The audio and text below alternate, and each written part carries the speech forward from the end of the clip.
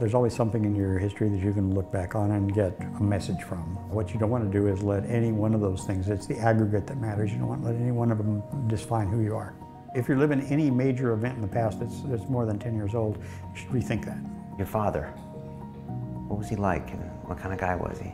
When your father's a farmer, you don't see him. He leaves in the morning at 4 and he comes home at night at 8 or 10, 7 days a week. When your kids are out of the house and you're left with you and your wife staring at each other, you soon find lots of things to fight about. I remember you coming home when I was a kid, and it was just a big deal when you came home. Yeah, but you were coming home at night. Yes. 7 or 8 at night. Yeah, it would be just that and a little bit of time and then off to bed. Right, yeah. And maybe a little dinner.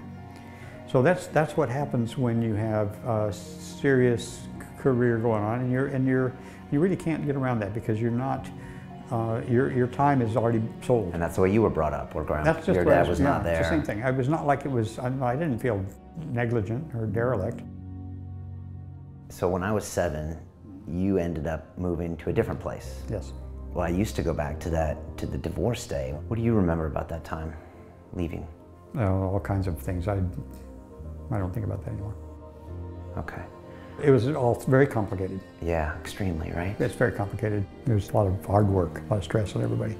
Yeah, it was. It was something I always come back to. That time always comes back to me. I'm trying now to not do that anymore, and just to like not have that define me. And that's 40 years ago. I know.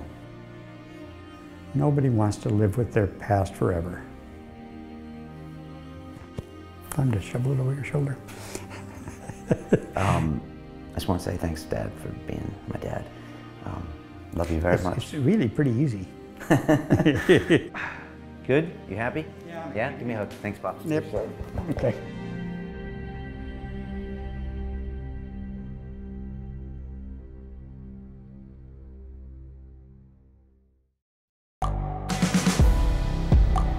The world is changing.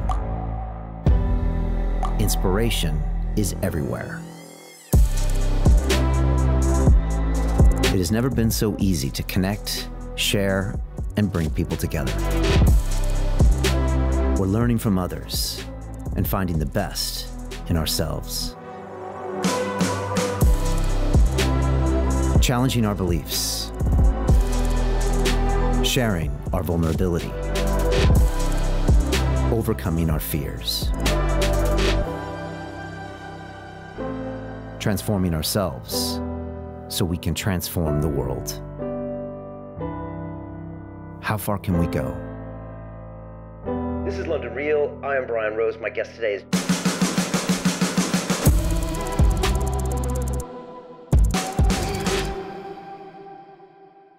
Let me ask you a question. How would you like to sit down with your father for 2 hours and talk about anything you wanted? Things from your childhood, things from your teenage years. Ask him questions about his life and the decisions he made. I know you would. And after many years of asking, my father agreed to sit down with me and have a conversation. And it was an amazing time where I got to ask him about his childhood. He was born in a hospital made of Adobe bricks. He grew up on a farm working really hard. He moved to California and studied at Caltech and became an electrical engineer and went on to live his life. And I got to ask him a lot of hard questions that I was never able to really speak to him about, including when he divorced my mom when I was 7 years old. My dad gave me a real big dose of masculine energy on this episode. He was really himself. Again, this is not something he wanted to do. He's a very private person, but I really appreciate him coming on camera and talking about all things about his life and my childhood and raising me as a son and the way he looks at the world. And so I hope you enjoyed this very personal conversation with my dad. We are here at my dad's house, where I spent the last couple of years in my high school in Del Mar, California, to talk about things. So thanks for being on the show. Glad to be here. We did this same thing about 9 years ago, before London Real even existed, before I had any idea I was going to do the show. We were at Chateau Marmont in Los Angeles, and we had just gone to a Caltech tour, and we did like an hour back and forth. And do you remember that? Yes, I remember that, surprisingly. How was that? It was good. I think most people were interested in hearing about Feynman. Oh, is that what they were asking? Much more so than about me. I don't know about that. But we had a great walk around Caltech, and then we had a good chat and talked about you and your childhood and going to Caltech, and it was pretty good. Yeah. That was fun. And before that, people don't know that you also starred in the smash hit motion picture, The Supremacy, the martial arts film where you played the villain. That's correct. And I played the hero. And you got better reviews than me. I was wondering if we could start off where it all began. Can you tell us when you were born and where you were born? Exactly when? I was 1942. Okay. That would be roughly. Okay. And where? In Florence, Arizona. All right.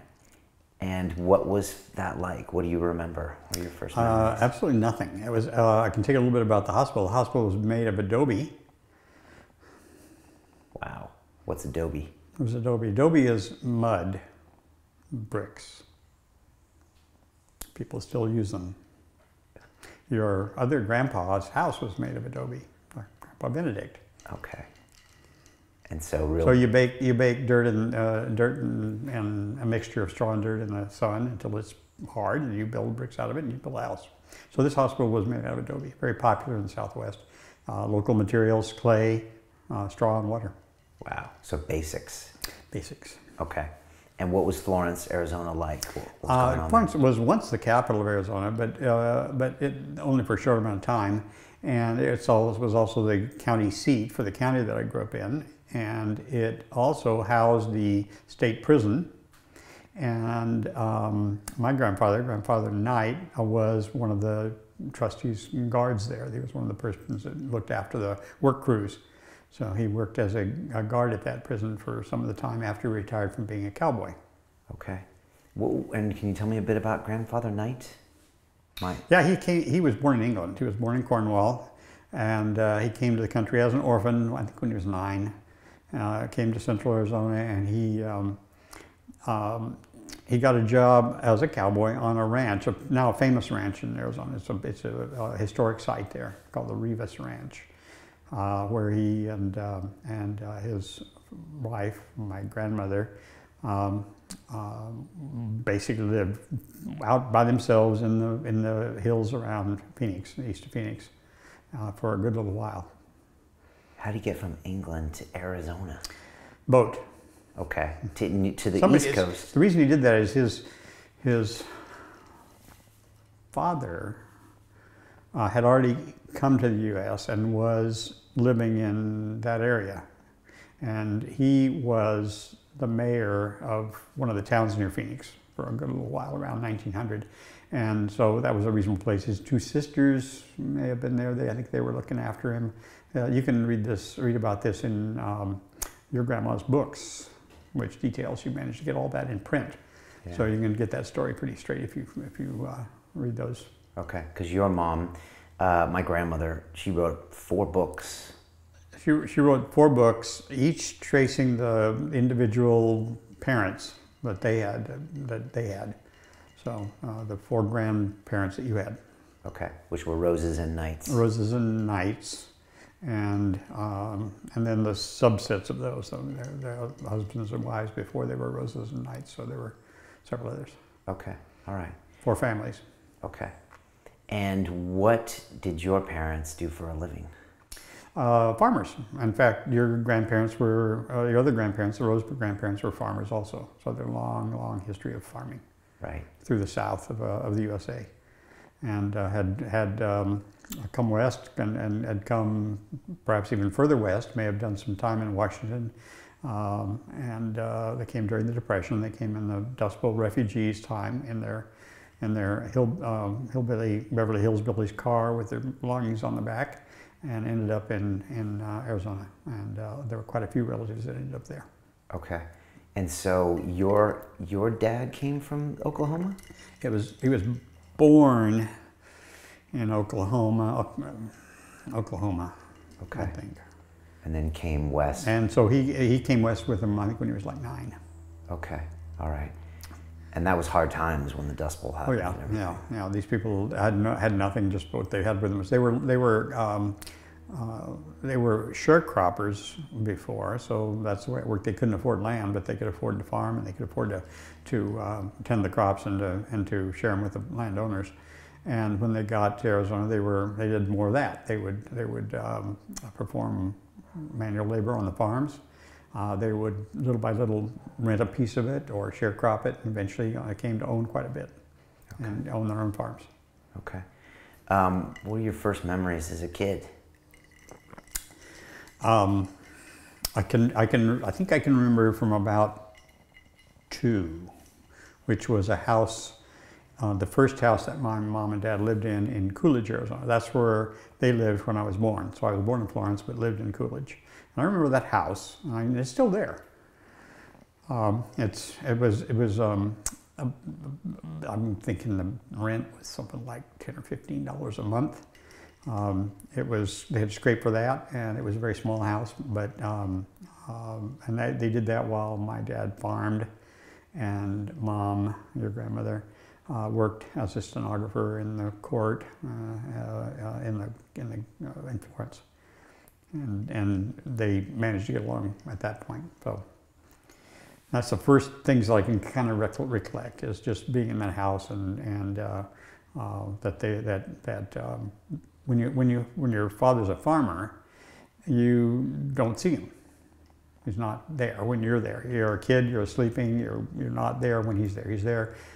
He leaves in the morning at 4 and he comes home at night at 8 or 10, 7 days a week. So you're influenced by your mother for a good little while. And I'd say that continued on until I was in college even, because the farm is a 24/7 endeavor. Right. So every day. Every day. If you can find a time when the animals don't need tending and the crops don't need looking after and nothing's in a crisis, you can sneak in a vacation. And that's how we did it. Okay. You sneaked in a vacation if possible. And what was your mom like? How would you describe her?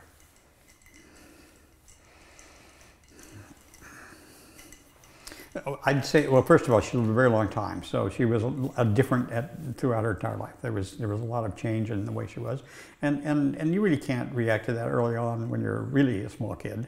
I'd say that she was all of the people, the relatives, because of this situation that they were in, were tough. I would say tough. You didn't have much. You had to put up with what happened. I mean, you didn't control much. You didn't have anybody to help you except relatives. There were no services available, no nannies. There were no help. It was all you did it or it didn't get done. And there were a lot of hazards and hardships. We moved from there not long after, I'm guessing when I was 5. And I sat on my grandfather's knee, Grandpa Rose, in an old Studebaker truck with everything in it from the house, as we moved from Coolidge, a small house there in a town, out onto what you would call today as a cabin on the farm near Stanfield. And there was nothing out there. There was no electricity. I think there was some gas, but no electricity. And there was nobody around. It was had 2 rooms and a kitchen living room combination. It was just a little square box right in the middle of the dirt. And that was the first farm? That was the first place I lived on the farm. Okay. And at that point, we had maybe my brother Tom might have been a baby, and Marianne wasn't, I don't think, born yet at that point, but could have just been born. So there was my mom with 3 little kids, and there were rattlesnakes everywhere and dust, and the men were always gone during the day, and they were working all around the area. There was no services. There were a lot of things. Water was erratic. Everything was hard. There was no hustling into town to get stuff. It was a good little ways from stuff. Did it feel like a hard childhood, or did it just feel normal? No, it didn't feel like a hard childhood at all. Okay. I would have to say that would be true of all the cases. I didn't have a hard childhood. There was no kickback or blowback or fallback on that. They were busy and hardworking, and we felt, you know, we were eating, and we were tended, and we looked after, and things. We had made our own activities. There was nobody. We didn't have preschool or anything like that. There were no playgrounds, but there was stuff to do. You know, go outside and play in the mud. When did you start helping on the farm? How old were you? We moved from there back into Casa Grande, a nearby town, and my dad bought a house there, and that was the first actual real house we had in town, and it was a relatively nice place. It's actually still there today as well. It was that's where I first went to school. We did that so we start first grade and go to school, and we didn't work on the farm. He was gone again, gone to dusk. This is probably not until 4th or 5th grade did we actually have him around much, because we lived in town for 3 or 4 or 5 years. We actually moved back out onto the ranch when I was in the 6th grade, 5th grade going on 6th grade. At that point, we actually, he built a house, another house, a nice house, a brand new house on the property that he actually farmed. So we saw him a lot then. We all lived there, and every day he would come in, and he would come in for lunch, and before he was too far away to come home for lunch. It just wouldn't happen. Okay. And so on that case, then at that case, we were able to go to work on the farm, and we did. We had things to do, and we had opportunities to play, you know, around the farm areas. There was some land, there was desert land around it, and there were crops. There was always something going on. And we ultimately had livestock as well, so we inherited the jobs of tending the livestock. Which meant what? Feeding the calves? Getting up early, feeding the cattle, and messing with the horses, and finding them when they got out, and other tasks you would do on the weekend, you know, looking after the small animals, selling them, taking them to the slaughterhouse, deworming them, everything you could imagine doing, cleaning out their pens. Transporting food, hay, grain, whatever we'd have to go get food for them, herding them around the property, building fences, corrals, stacking hay, general, and this was all not part of the main farm. The farm was not that job. That was on the side. The animals were part of a side kind of a farm. They were not the primary product. Okay. And how would you describe your father? What was he like, and what kind of guy was he? He was independent. He was very active, and he put a lot of time. He didn't finish college, but he thought a lot about what he was doing, and he asked a lot of people, and he learned a lot. So he was always near the forefront of the farming technology and the best practices, and he was always on top of the personnel. He was very good with the people. Most of the people were Native Americans and Mexicans and sometimes transients that came through, but there were a variety of unskilled labor that he dealt with on a daily basis, and he was very good. They thought he was a really good leader. What was his management style?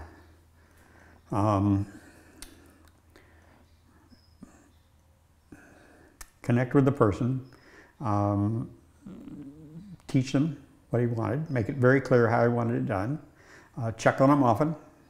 There was always watching. There was no way for a little thing to get by, and there was no barking. There was no real punishment that went with that. The penalty was just not doing it right, and the expectation was that you would. And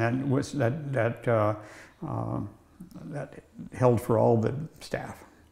There was a tendency for them to, and this is very old and primitive, and the tendency was it would be paid on Friday night or Saturday morning. All of that money would be spent by Sunday, maybe usually by Saturday night. So all the labor on the farm was paid on Saturday morning and had it all spent by Saturday night at the local stores. And they either, the women carried the groceries home on their heads, and maybe if they caught a ride in the back of a pickup if there was one, and all the other guys went to jail.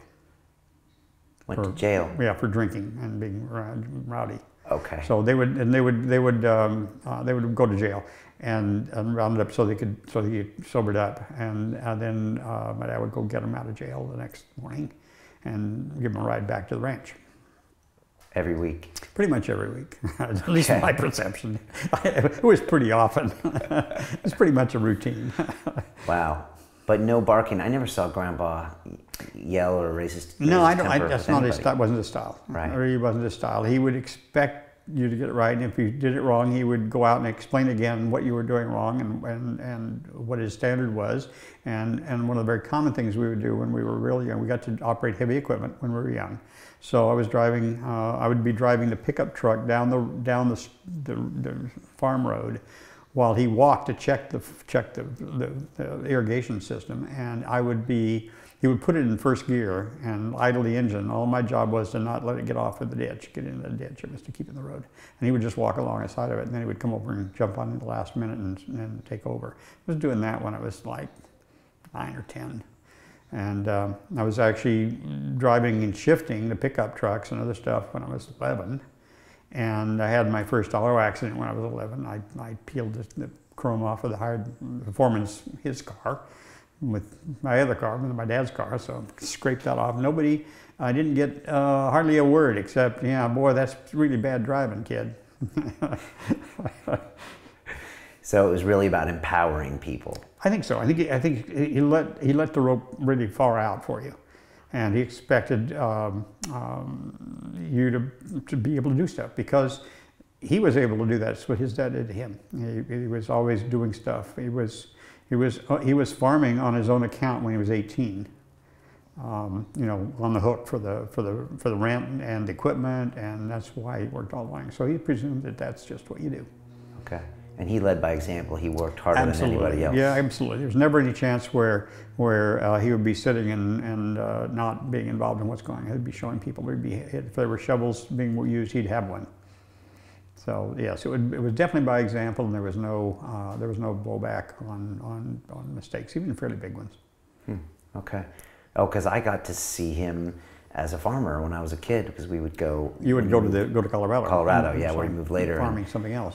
So I would see him always watching the weather. He was constantly watching the weather and getting up early, and we'd go out and check potatoes with him and check barley, and I just got a sense. So the farm is living things, and they don't tend themselves. And if you're going to grow a plant, you can't have a brown thumb. You have to know, because otherwise typically the crops are annual.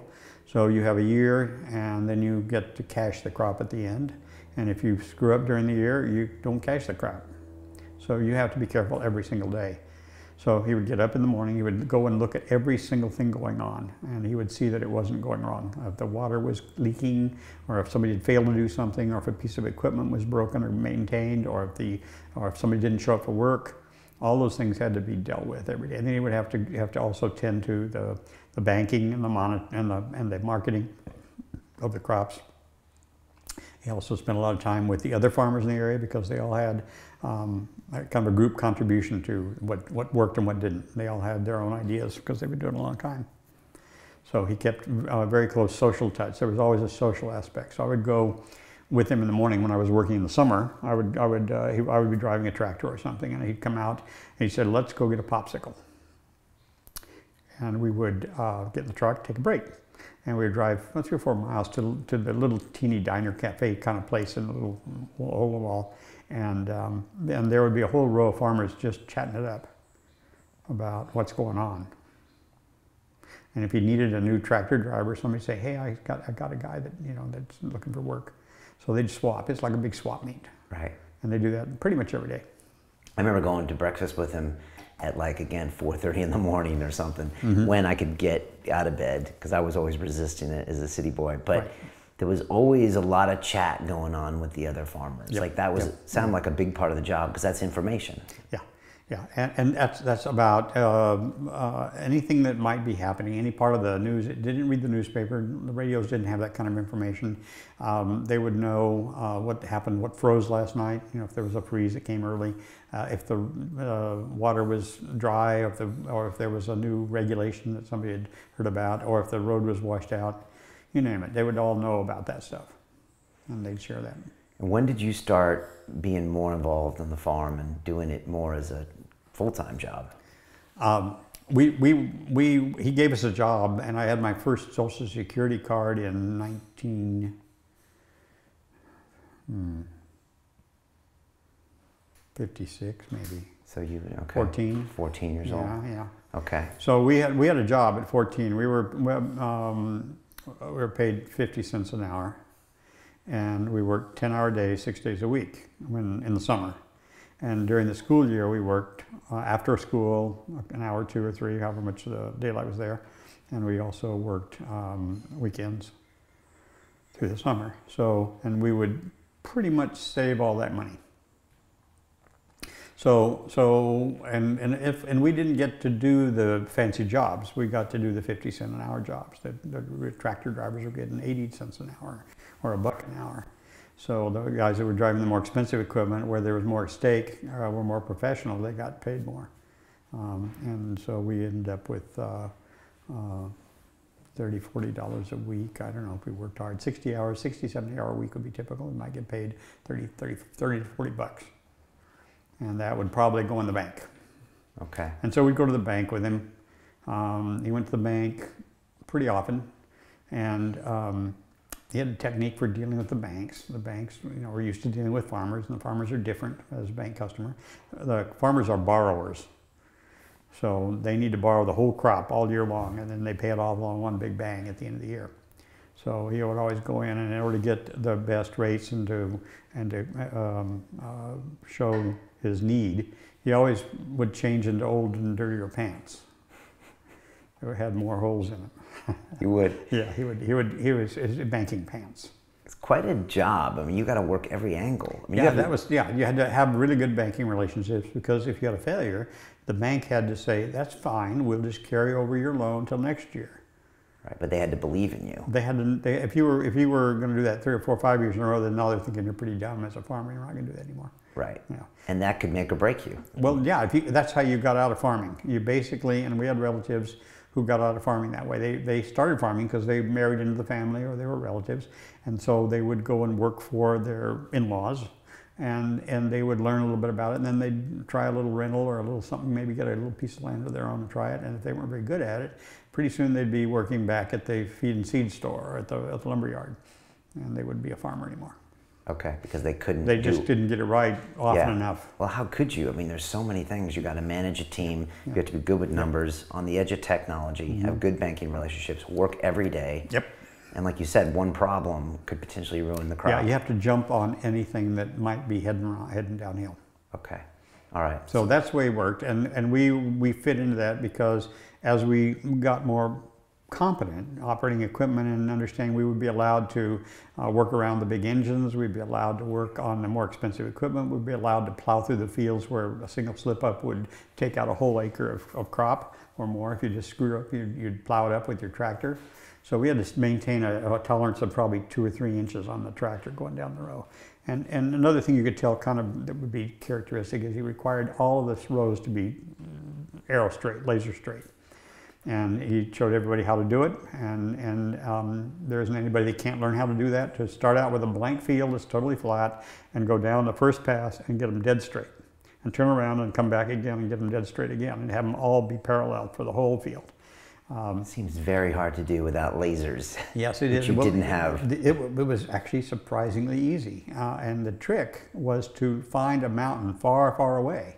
So you had a vanishing point that would go to, and you simply stared at it and didn't even think about the tractor, just made sure you kept going toward that place. You didn't even look down. Okay. So you didn't have to go, you didn't do it like this especially, because that produced this. Okay. So as long as you did that, you would simply just go there.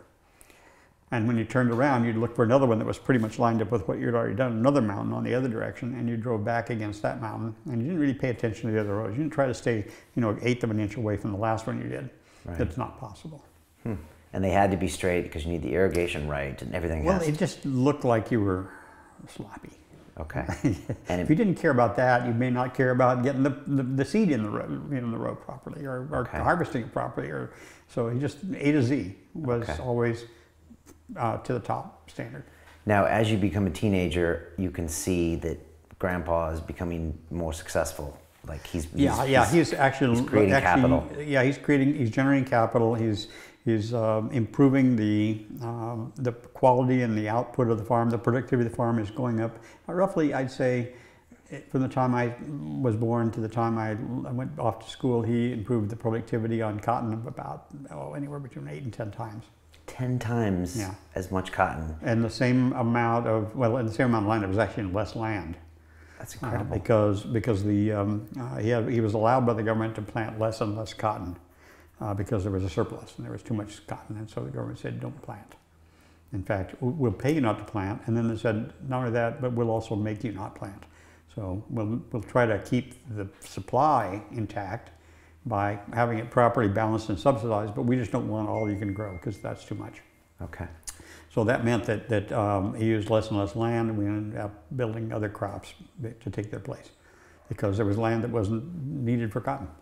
But I can remember the cotton when he was growing it was this high, I'd say a foot, 2 feet at best, and had like 3 or 4 little pops of cotton on it, bowls. And when I was working on it the last years, it was taller than my head on a tractor.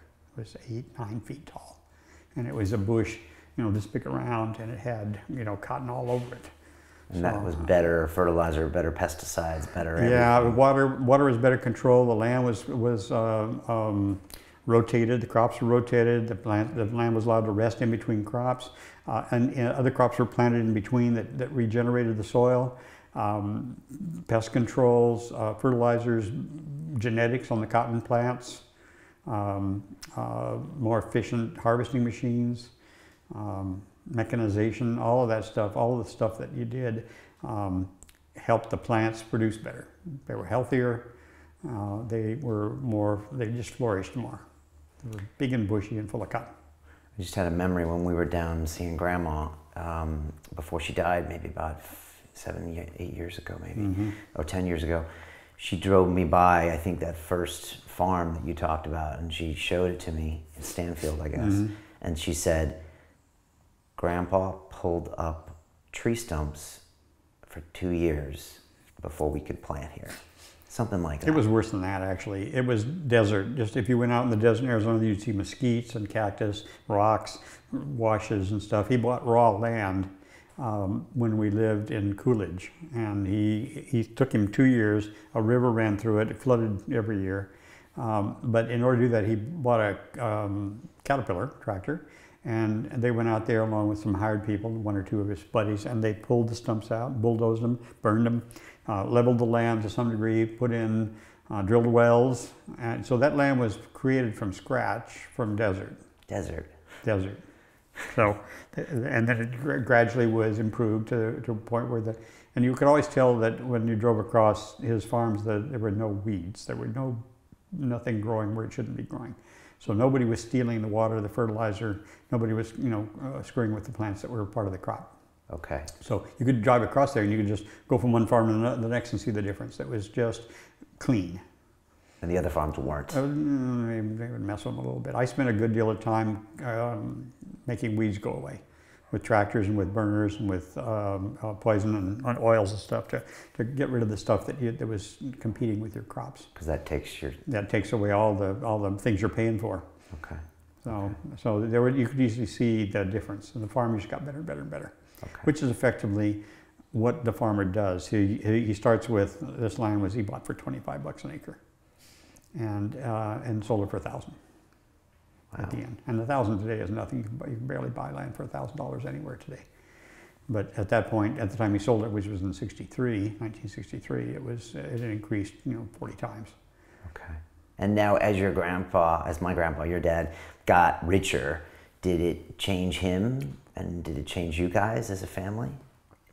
No, not really. Although it was subtle. It wasn't a big spender, but I'll give you an example.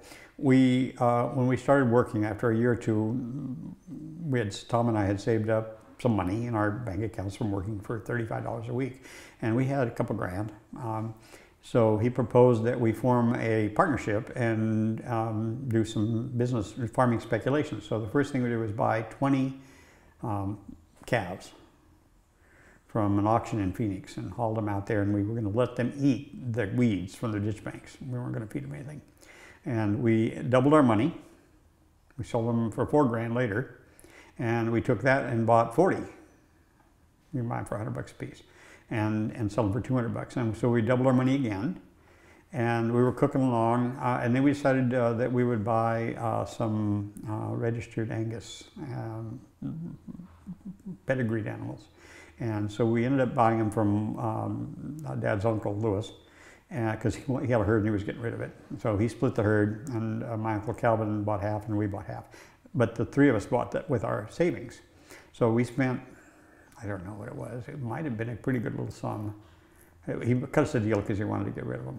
But we bought 14, we had a bull and some cows and a few miscellaneous heifers and little ones.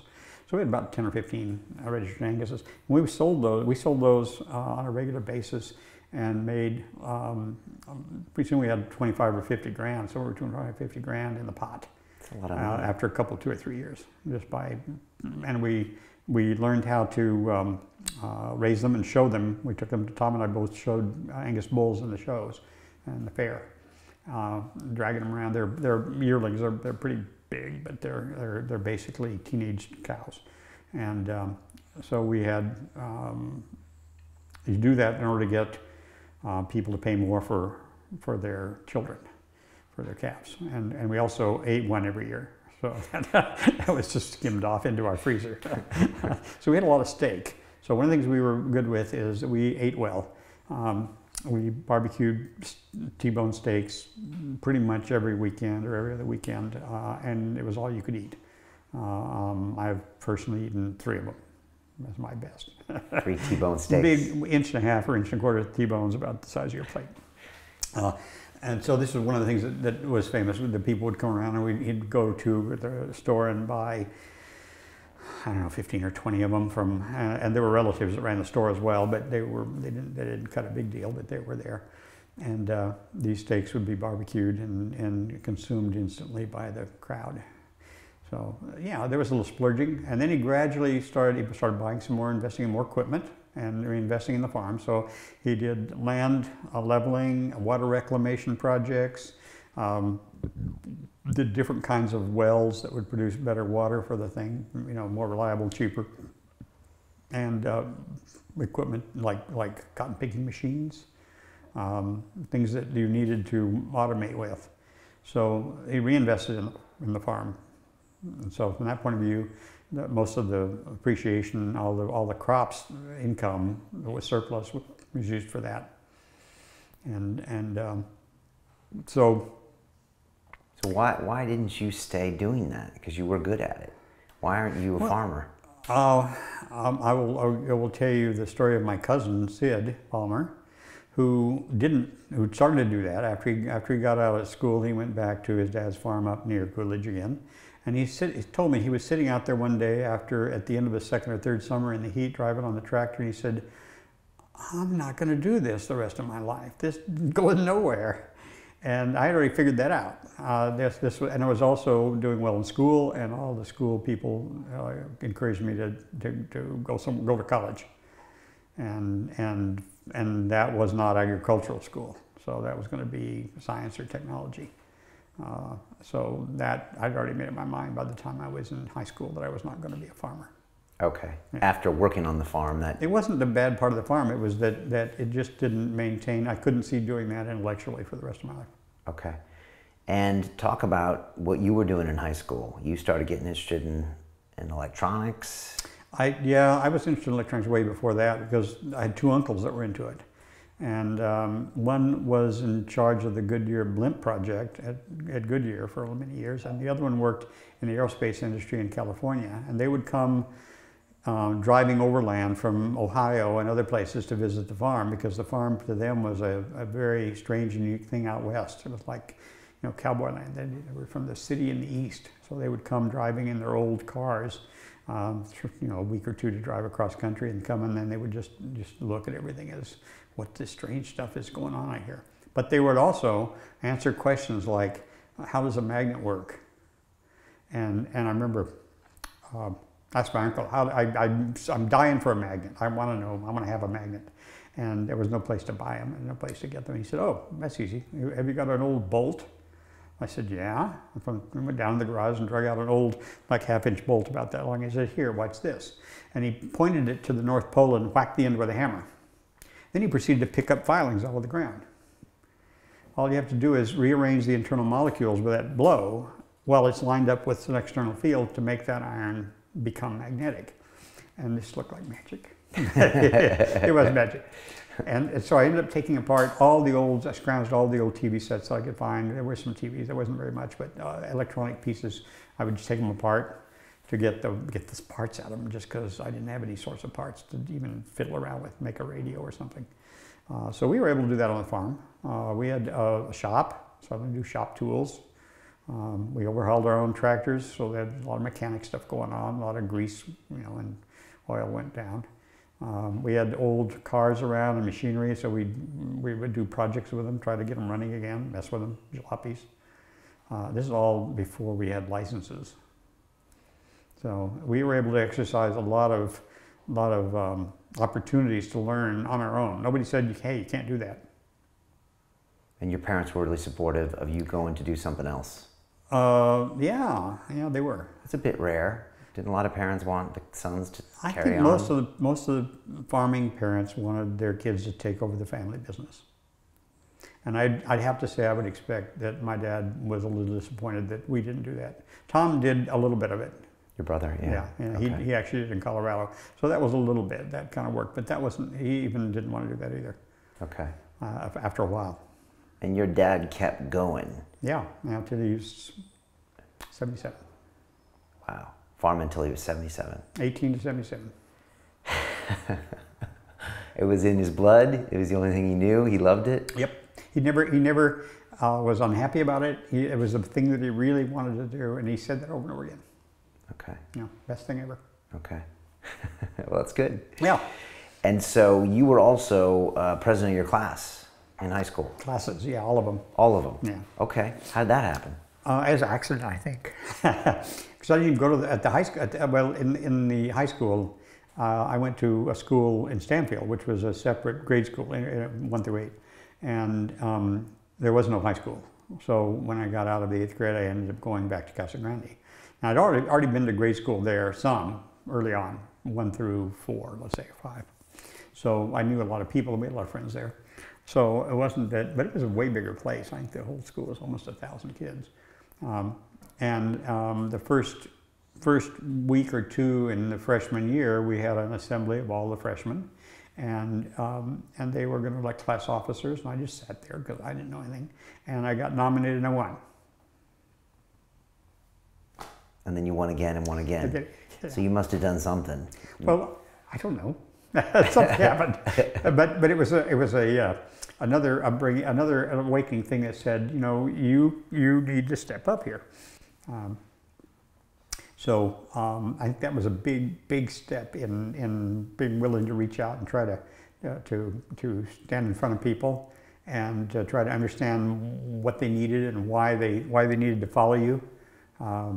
I don't know, it's just interesting. Okay, so you kind of enjoyed that, learning that. Yeah. Okay, yeah. Which is kind of the opposite of what you'd expect. It'd be opposite of what yeah, exactly. Right. Well, not only a techie geek and a farm kid, you know, but most of the people there were farm kids.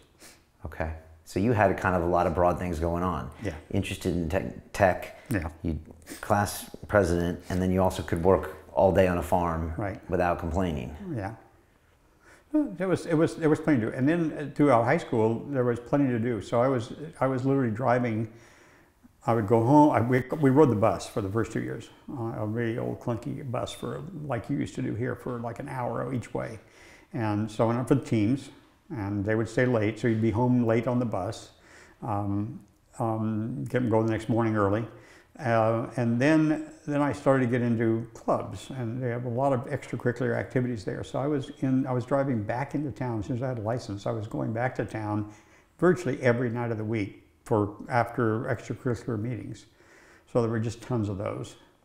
I just can't even remember all of them, but the science clubs, the other public service clubs, parts of the student body management, just a whole long list of stuff. So I would spend probably every night of the week driving another 15, 20 minutes, half an hour in the evening after school to go back and then come back home again. You like learning? Yeah. Oh, absolutely. And then it was also, there was a lot of, the people at the school were, the teachers were way above average for a small country. To continue watching the rest of the episode for free, visit our website londonreal.tv or click the link in the description below.